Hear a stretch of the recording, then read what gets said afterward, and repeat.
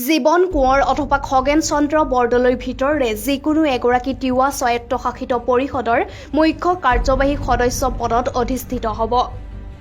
তিৱা পৰিষদৰ মুখ্য কাৰ্যবাহী সদস্য পদৰ বাবে পূৰ্বৰে পৰাই পৱন মান্তা, জীৱন কোঁৱৰ, খগেন চন্দ্ৰ বৰদলৈ আৰু তুলসী বৰদলৈ নাম সজোৰে উচ্চাৰণ হৈ আহিছিল যদিও শেহতীয়াকৈ এই তালিকাৰ পৰা পৱন মান্তা আৰু তুলসী বৰদলৈ নাম বাদ পৰিল।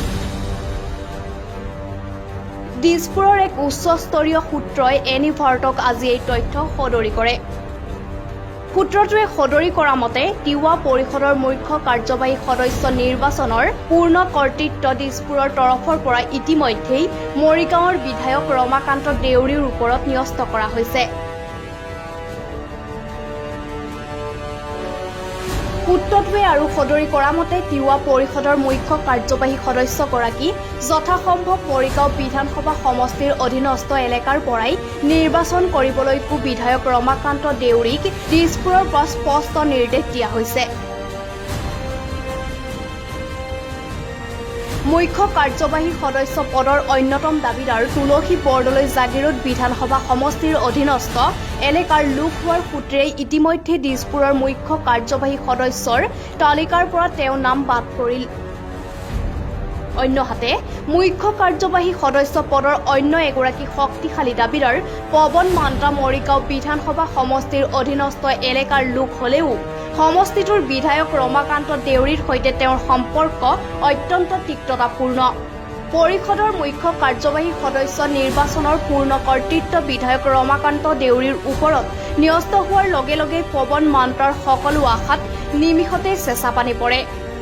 বিপাঙত বিধায়ক ৰমাকান্ত দেউৰী।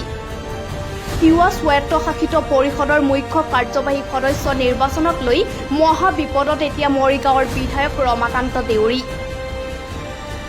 বিশেষতঃ পৰিষদৰ মুখ্য কাৰ্যবাহী সদস্য পদবীৰ দাবীদাৰ জীৱন চন্দ্ৰ কোঁৱৰ আৰু খগেন চন্দ্ৰ বৰদলৈ দুয়োগৰাকীয়ে নিজৰ অতি ঘনিষ্ঠ লোক হোৱাৰ কাৰণতেই মুখ্য কাৰ্যবাহী সদস্য পদ নিৰ্বাচনত বিধায়কগৰাকীৰ আজি কাক এৰো কাক ধৰো অৱস্থা।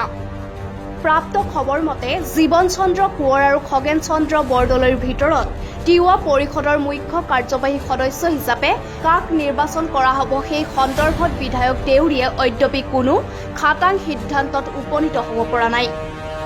অহা 6 জানুৱাৰীত তিৱা পৰিষদৰ শপত গ্ৰহণ। অহা 6 জানুৱাৰীত শপত ল'ব নতুনকৈ নিৰ্বাচিত তিৱা স্বায়ত্তশাসিত পৰিষদে। উল্লেখযোগ্য যে সদ্য সমাপ্ত তিৱা স্বায়ত্তশাসিত পৰিষদৰ নিৰ্বাচনত পৰিষদৰ মুঠ ৩৫খন আসনৰ ভিতৰত ৩৩খন আসনতে নিজৰ বিজয় সাব্যস্ত কৰিবলৈ সক্ষম হৈছিল ভাৰতীয় জনতা পাৰ্টি। অহা 6 জানুৱাৰীত অনুষ্ঠিত হ'বলগা তিৱা স্বায়ত্তশাসিত পৰিষদৰ শপত গ্ৰহণ অনুষ্ঠানত মুখ্যমন্ত্ৰী সৰ্বানন্দ সোণোৱাল আৰু ৰাজ্যৰ বিত্ত, স্বাস্থ্য আৰু কৰ কাপ্তানী মন্ত্ৰী ডক্টৰ হিমন্ত বিশ্ব শৰ্মাও উপস্থিত থাকিব। পূৰ্বতে তিৱা পৰিষদৰ শপত গ্ৰহণ অনুষ্ঠানৰ দিন 4 জানুৱাৰীত নিৰ্ধাৰণ কৰা হৈছিল যদিও উক্ত দিনটোত মুখ্যমন্ত্ৰী আৰু মন্ত্ৰী হিমন্ত বিশ্ব শৰ্মাৰ অন্য কোনো চৰকাৰী কাৰ্যসূচী থকাৰ পৰিণতিতে পৰিষদৰ শপত গ্ৰহণৰ দিন 6 জানুৱাৰীলৈ পিছুৱাই দিবলগীয়া হয়। Political desk, any Bharat.